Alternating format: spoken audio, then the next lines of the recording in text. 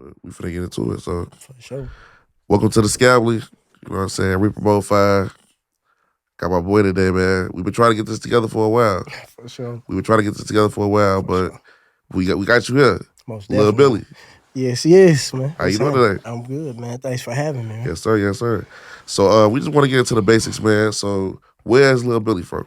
I'm from Indianapolis, Indiana, Crown Hill section. Okay, so where's that, the east side? Nah, that's the middle of the city. Middle I'm of in the the city. inner city, so my hood is like Kenwood. But my neighborhood is right there, smack dab in the middle of the city where it changes from east to west side. So our hood switches the east and the west side. Once you So cross, is it like a downtown-ish? it's like, yeah, right outside of downtown. Okay. So tell us like the difference between Indianapolis versus Chicago. Like you guys more of a hood banging versus a Right. gang banging situation. So how was that like growing up, like repping your hood? Like how serious is it in Indianapolis with the hood situation? In Indianapolis, the hood situation is as serious as the gangs are around the world. Like, so I can speak for us. Right. My neighborhood, I'm like a renegade, really. So that's what make me who I am. So the older people who are a little older than me, they were gang banging. But I wasn't embracing it. When they started telling me you gotta learn this and do this and move like this and that, nobody dictates my move. So you more of like the outcast, like you kind of just do your own thing. Not the outcast. I'm like just a renegade. Like I'm So bucking the system. so how was it? How was it growing up? Like having the big homies that just they know, like man, Lil Billy ain't gonna listen to nothing with nobody. Like how was it? Or see, that's the dynamics. That's what changed the dynamics of me. Like I never grew up. They wasn't like that with me in the hood. My daddy, the OG from my hood. Okay. So he liked the big homie. Then our OGs was under him. So I was like damn near blessed in. So it was never like no pressure from no people over us. And what it was, we own that. So that's what makes me. That's how I became who I am. Right. So how old was you when you first came off the porch? I started hustling with my grandma. I was 8. But I started Start hustling with your grandma. Yeah, when I was 8. But 12 when I really started grinding for real, like my whole own situation. So how was that hustling with Granny? Like you already hit too much. Like people usually playing with toys and playing outside hooping, and you 12 years old hustling. It's the norm where we from. Where you from? Yeah, Right. like where I'm from in Indianapolis, it was known as violent. So what's something that people like I would say get messed up about Indianapolis versus other inner cities? Like that is sweet. So my section, we more smooth. We laid back. But as I told you, like my hood known for killing and robbing. We wasn't known for money till we came about. Right. So like it's violent, but you will misconstrue it. So the difference between like Chicago, Cali, because I was just in the feds, it's more, you feel me, flamboyant with it. But as they grew to know me, so you could be misconstrued of what you do because I don't carry my weight around. Right. Like if you know me here, I'm humble. You call me, I come. Like it's very humble, but it's very treacherous. So question, like that life in the feds, what would you say is another city that you feel like you click up with that you feel like it's kind of like your city? Like, is it a DC? Is it a New York? Like, what city of niggas like? Oh yeah, I fuck with them niggas. Like they like us. I clicked up with everybody, but as we get into the story, you'll know. But really, I'm just a real nigga. So anywhere real niggas is at. Okay. When I was in the feds, I'm gonna give you an example. When I came in, the Midwest was very separate. When I left, we was all together. Like I'm a builder, you feel me? But a lot of places, you feel me? Chicago, y'all trapping like we trapping. Yeah. Detroit, they own what they own, like we own what we own. You feel me? Like Midwest, we all damn near the same way. It's just a different package you getting it. So we had Kitty Red on here before. Shout out Kitty Red. Shout out Kitty Red, man. Talk to us more about the gold culture. Okay, so I didn't know, like, I don't know, the gold culture here, as soon as you get you some money, that's what you do. You go get you some gold teeth. So is that like a hood trophy? Yes. Okay. In Indianapolis, I see everybody like that's got some type of emotion or name for themselves, they rock the gold. That's the first thing you do. And then a necklace. So how old were you when you first got your first golds? I had the snatch out one, so I've been doing it. I know since you was a shorty. Like, probably like 14 or something. Okay. Like that's Indianapolis's thing. Soon as you come up, get you a bag, and you first want to show you got some money, hey, shoot me to St. Louis, give me some golds. Or when like you're how Detroit niggas get buffs and excuse me, exactly like exactly, that. 100%.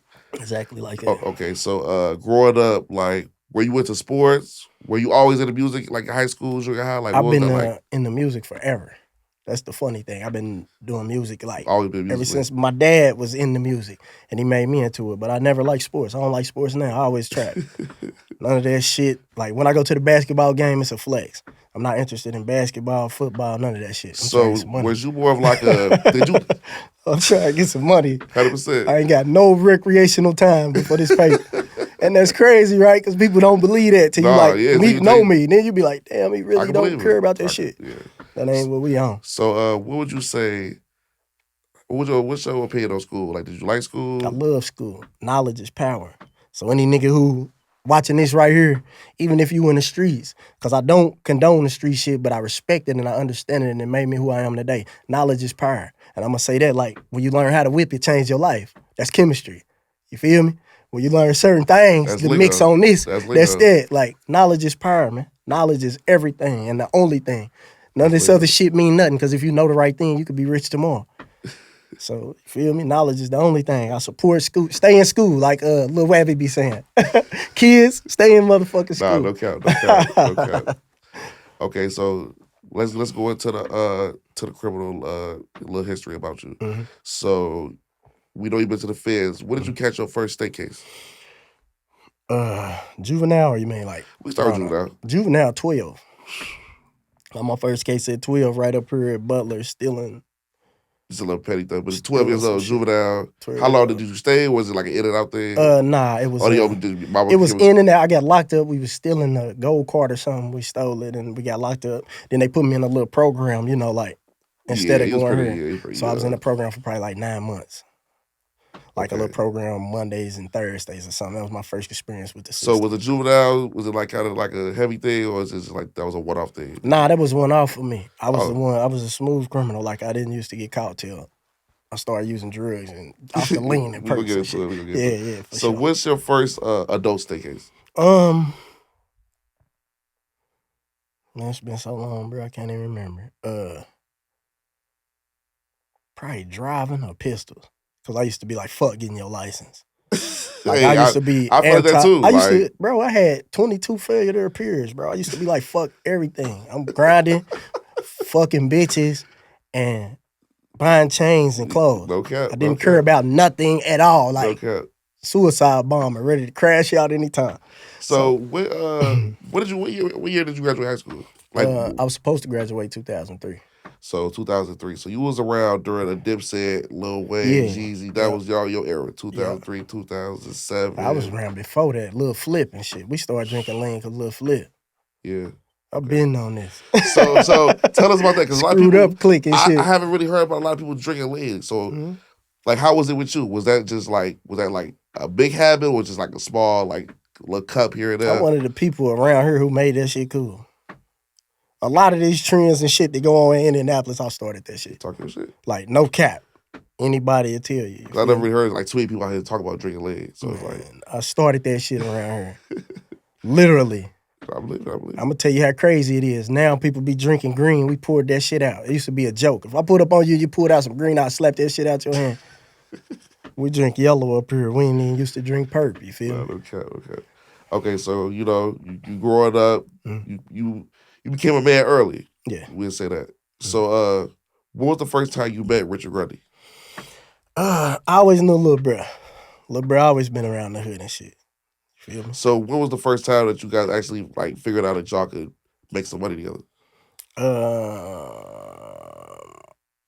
can't recall. It's just like y'all just kind of click. We always known each other. Okay. So Crown Hill section, it's everywhere the cemetery touches. That's like 10 blocks maybe. So all the way from, I'm gonna say all the way from 23rd all the way up to 40th and something. So he's younger than you. Yeah. So let me ask you this. I don't know if you ever got asked this. How does it feel to be working with somebody younger than you, but still being able to keep a solid door and a little weekend money? Because a lot of people let that shit get to them. Like, man, I'm a little older. I'm a big homie in this situation, but you was able to look past that, get the money. You know, a lot of people don't do that. A lot of people, that age, they be kind of, that's a different situation. I'm gonna answer that, and then I'm gonna explain something else to you. I'm Lil Billy. He Lil Rich. You feel me? Okay. he can't be me, I can't be him. Exactly. It's when you got a team, it's positions to be played. Where we from, that ain't gangster. You feel me? 100%. That's a bitch trait when you look at shit like that. Like unity is unity, no matter who brought the shit together. In the history of our neighborhood, those 10 blocks have never been able to coexist. So he put that together single-handedly himself. So what's the not to cut you off, what's the you say 10 blocks, what we talk about from so to so? From 23rd all the way up to 40th. So just give the viewers a look at it that's not from Indianapolis or been in Indianapolis. Give us a size. What size you think that is? Humongous. It's humongous. I really can't tell you because it's like our hoods got, so my hood, I'm from 36, but we got all the way from what? Penn all the way to Boulevard. That's like 5 streets in between there. And it's well loved. It's humongous. It's just everywhere Crown Hill touches. I really can't give you a radius on it, bro. I don't know. But as a second thing, a thing people don't understand is never mind. I see it's gonna go deep. Yeah, we gonna skip that. I'm gonna leave that alone. Okay, so y'all getting money. So Nah, I ain't gonna leave that alone. I never got money with Lil Bruh. This is the misconstrue of what people are misinterpreting. That shit is propaganda. This is why we like this propaganda. I'm my own entity. I'm from a whole different part of this hood than he from. You feel me? But the unity of it is the bringing this together to stop killing. It's to, if I do want to go on their end, I can go down there and chill, or they can come down here and chill. So a lot of people, when y'all see what y'all see, y'all misconstruing what y'all seeing. Bruh just brought together them niggas and put us all together. So you got to think it impacted on so many different levels. Niggas is already getting their own cheese. But when they say Grundy crew, everybody just think automatically it was like that. Like, this is propaganda, bro. That shit not real. That's hard, bro. I've been rich. I've been rich on my own. It's just crazy, bro, because just being like from the Chicago area, bro, and just seeing like they beef over blocks, bro. Like the next block beef, and you telling me like you got this strong radius of streets that's well loved from block to block. You got all these. You don't see that, bro. I ain't gonna lie to you, bro. You don't see that. And bruh, that's why Lil Bruh became public enemy number 1. I ain't gonna lie, bro. The first time I ever heard about you or him was like on Google. Like, was looking at through Google. Yeah. Because they were saying like y'all was the shit, Indianapolis shit, BMF. We keep it 100. Hell nah, we was the Grundy gang. Nigga, we the biggest. You know, we the biggest too, but I was just talking shit. Shout out BMF, man. I got some partners from there, man. Manavelli, shout out Manavelli. So can you confidently say that you feel like nobody will ever do what y'all did? Nobody will ever do what we did. I got a song to say that. It would never happen in the history of Indianapolis again. What's that song? Shout out. Shout out, damn. Shout out, who made that beat? DJ Champ, man. My brother produced the beat. It's called Lil Billy Mob Lil Baby DJ. Yeah, that's my partner. Like, that's one of my best friends in the world. We just talked Old yesterday. Town Hero. Yeah. So it's called Mob Shit. And on the beginning of it, I talk like that. I'm like, nigga, this shit'll never be done. And I didn't say it for you because it's like we set the tone for a lot of this shit that's going on now. Was not no unity, bro. That unity was created to counter what we did. Indianapolis is a place that does that a lot. Like, they will never give you your flowers, but you gonna see them mimic everything you did. So that's how you get your flowers when you're in Indianapolis, and that's a whole nother. So based off me myself seeing all of this through Google and YouTube, shit like that, news articles, what would you say to a young thug or young gangster that heard about the Grundy crew, seeing the Grundy crew legacy? What would you tell them to not to do? Straight up. Just straight up. On some straight up gangster shit. Whatever. Do not give your motherfucking clique a name. When your clique gets a name, that's when the Ricos and things come about. Hence, YSL. Hence, the fake-ass name, the Grundy Gang. Because if it has no name, nobody can be indicted for the shit. Hence, the Gambino family. Hence, such and such and such. Hence, Chicago, this block, what's FBG. Yeah, O Block. The names, bro. Yeah, for sure. No fucking names. It's crazy, bro. When I was on my way over here, I typed in Grundy crew and like you would just see you, a couple of other co-defendants that you guys had. Like that name is tied to y'all for life. Yeah. Every single day I wake up, I'm a Grundy gang member. For sure. So let me ask you this. This kind of off what I was thinking too, but we flowing. So do you feel like Indianapolis police is always gonna mark you just off of y'all past history and the way y'all tore the city up? They go without even saying. Indianapolis is not a place that plays that shit.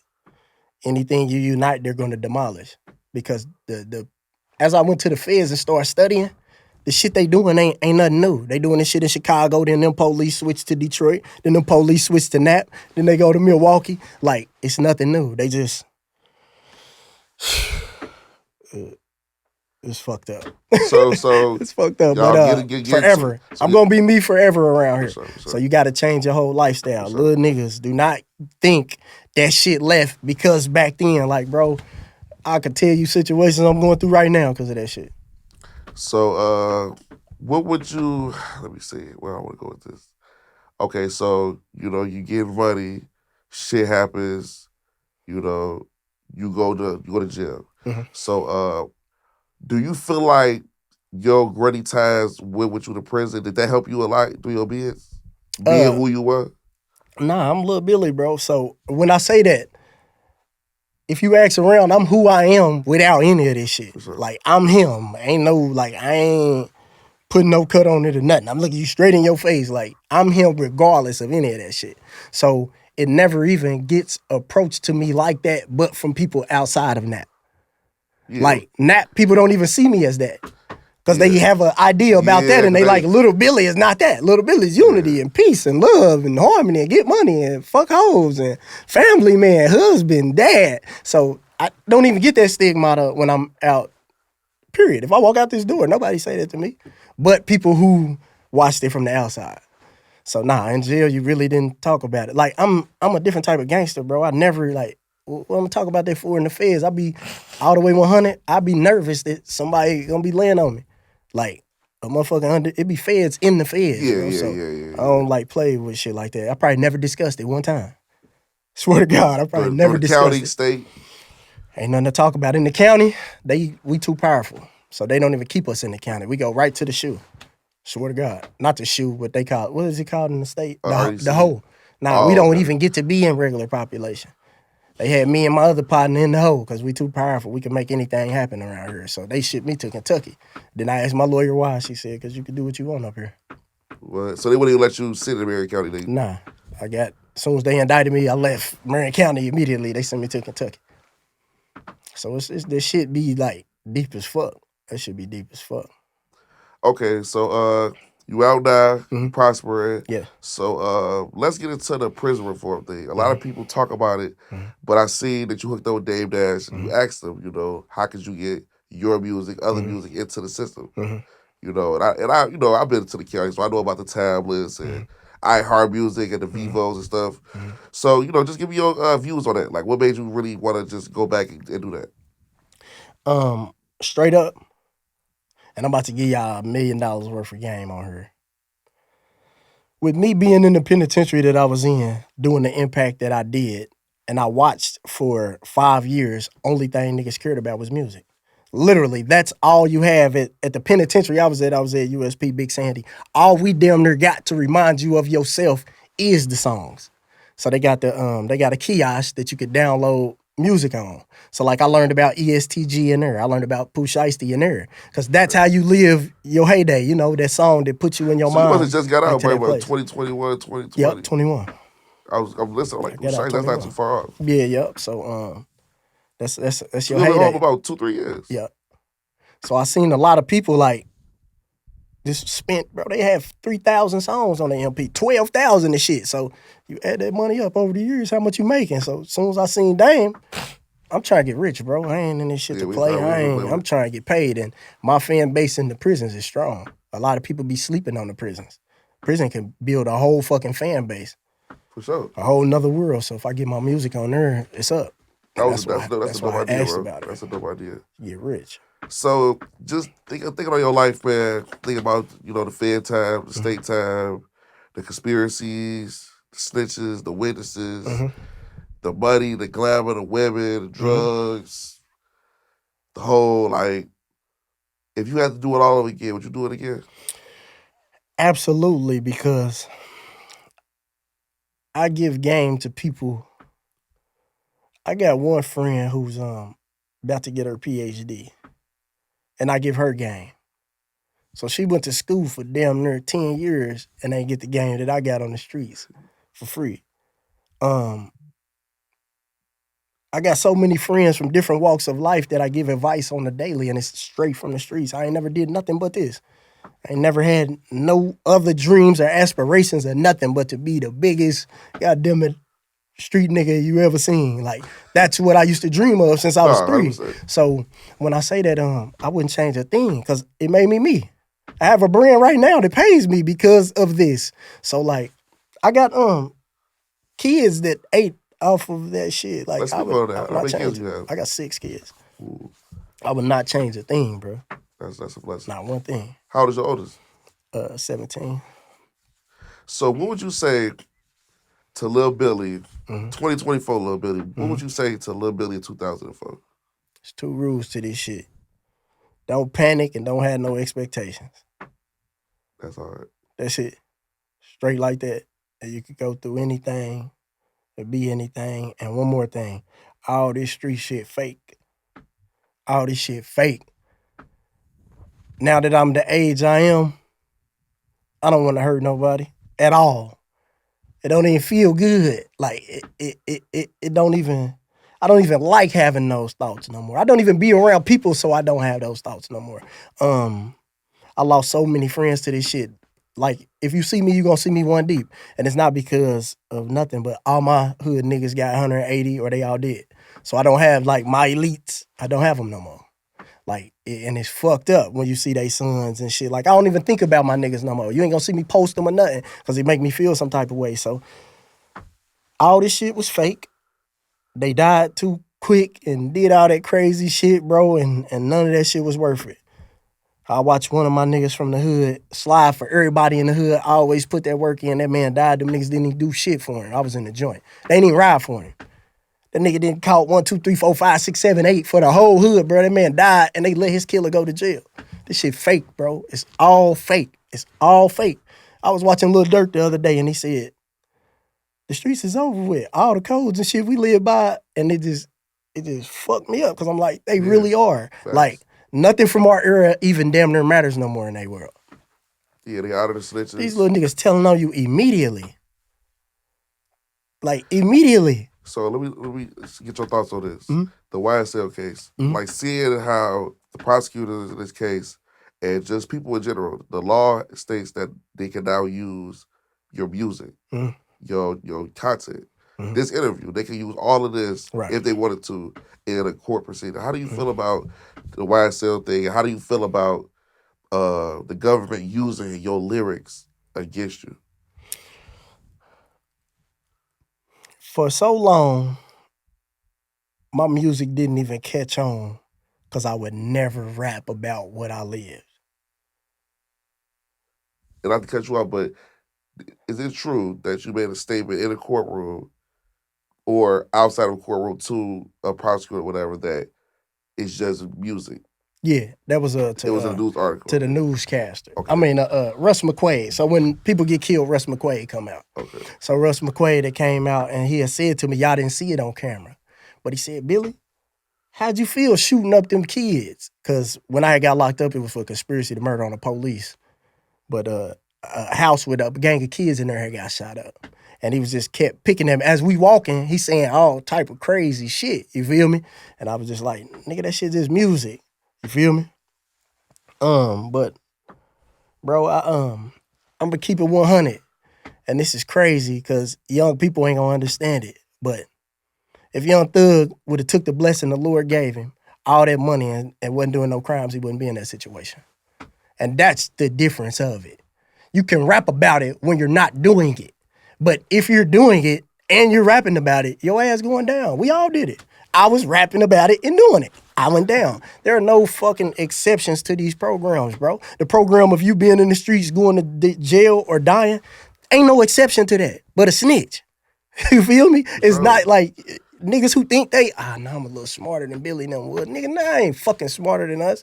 But you might be. But there's no exception to the rules of it. Yeah. Some niggas ain't gonna make it. Is you Sure, gonna be the for sure, one who for make sure, it. You gonna for drop sure. your nuts and be the one who make it, or be like, I quit that shit, I'm done. Young Thug now was doing them.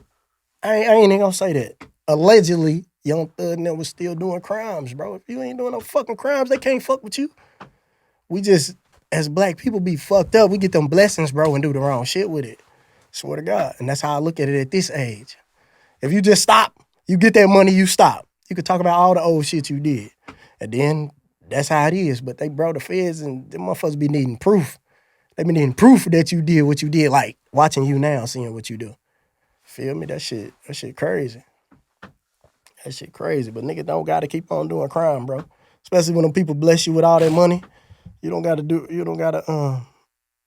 do bad shit. Speaking of like just free money, how did you feel when you was locked up? You heard about the pandemic and just all that free money just coming around because you was released in 2021, so you probably was kind of like on the back end of the pandemic. What did you do to better your situation when you see like, oh, they giving out these money to these businesses? Like, talk about that. I had missed all that shit. So you missed all of it. Yeah. Okay. I got out like July, and then you know it's a minute before you even get in tune with what's going on. I was trying to fucking shit like that. So by the time I really but you got yourself together quick though. That's me, bro. I told you I ain't never been on slouch. Period. Like I got relationships anyway. You feel me? I was Gucci, but I didn't. I really didn't catch on to that shit. I'm really just starting to get it. So I got businesses and shit, but I didn't get none of that money and shit from when my shit came out the mud. So going from the Grundy crew to NBA Cares, how was that? How was the NBA Cares, man? How do is your mother still with us? Yeah. How does your mother look at your transformation from just like you say, I want to be the biggest street nigga in the world to Mom, we feed the homeless, we doing this for the NBA. Like, how does she feel? Like, do you think she really proud of you? If you Google it, I've been doing Thanksgiving giveaways even back then. Even when you was hustling. The quote unquote Grundy crew, Lil Richard do a whole Christmas. Like when we clicked up, we doing whole Christmases and shit. Like this ain't nothing new. This what we been doing. But now, like, but people don't talk about that though. Nah. Cause I never seen no article about no turkeys. They're never gonna talk about it. I've been B Swift from the radio station. I've been doing what was that shit called? I've been doing Moselle Sanders fucking food giveaways, pulling up with 10 carts of shit, challenging niggas on the radio. Hey, this from Crown Hill section. We challenge everybody in the street to pull up and do what we doing. Like I've been doing that. That's why I was telling you, you'll be misinformed about something that's nowhere near true. That shit is what it is. Yes, we all that powerful though. Yes, we are powerful guys. Yes. But my mom, she's surprised that I am how I am. Really, everybody's surprised that I am how I am. Cause most people be capped. And like I really sacrificed everything for this shit. The reason I asked that is because I always feel like, even from my situations, I always feel like don't nobody really hang your back like your mama. Like that's one person that you always talk to. Somebody that's always just she ride with you. She been through the time. She been through the trial. She been through the sentencing. She been moms always be around. So just to see that transformation, that's dope. That's very dope. She like, damn. Everybody like, damn, he for real. Like, bro, it be so crazy because that's the thing when people actually see you for real. Like people will count you out, bro, and they have no fucking idea. Like, excuse me, that federal shit changed my whole outlook on there. Just being able to rub shoulders with the biggest, bro. Yeah, I think this motherfuckers are with 50 million, bro. We around here talking about we want a couple hundred. Well, now everybody can get more, but we just wanted 150. Yeah. I had 150 and shit off the trap. Yeah. So now, it's more up with all the new hustles and shit. But nigga, we in here talking about 50 million, bro. That's like a whole different level of game they gave me. Did anybody like super famous that you see like running through the feds, like somebody that you like, man, I've been here with? Like everybody, I was in there with everybody, all type of mob bosses and big people out of New York. Shout out Supreme. Shout out Lil Supreme. That's my brother. Like Bro, it was so many people, like, I can't even tell No, you them 100%, all. 100%. You know, it was a lot, but it, I don't know.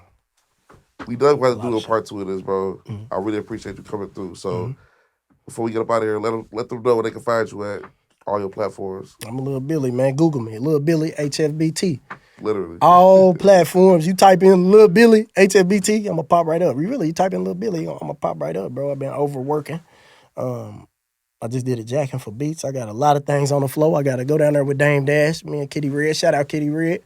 We got to go down there with Dame Dash. Shout out on Paris LaDame. We just went viral for our cypher. Bro, you know what's crazy, bro? This conversation been flowing so well. I didn't even. Let's get into it, bro. Bring that shit up. So how did the cypher come about? Like, how did it come about? The cypher came about. I literally opened my email and someone asked me to do a cypher. And I agreed. I seen a list of people whose names was on there, and I was like, hell yeah, I'm for this unity. Because Indianapolis is real territorial, segregated. That's how we're designed. I'm like, hell yeah, I'm for this unity. And honestly, I've been doing shit all around the world lately. So if you follow me or my music or what I'm doing, I've been doing all around the world shit. So I used to tell myself, I'm not doing nothing else locally because I did that so long and didn't get anywhere. When I get out, I ain't doing it. So I've been traveling all around the world doing this big shit. And when I opened the email, when I seen the people on there, I'm like, fuck it, I'm going to do this for the sake of unity.